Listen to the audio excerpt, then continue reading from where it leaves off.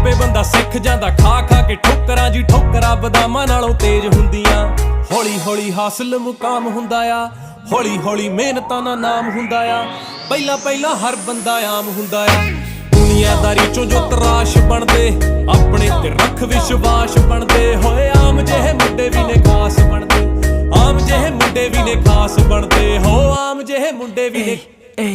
इब्राम नहीं है छोरे, बदनाम थे जो छोरे, बड़ा नाम हो गए छोरे, गुमनाम थे जो छोरे, नाकाम थे जो छोरे, बड़े काम करे छोरे, ना आराम करे छोरे, हम गाम आले छोरे। ओवर करे शिफ्टे, भरी सारी किश्ते, किया अपने सिर पे सारे निभाए रिश्ते, माइंड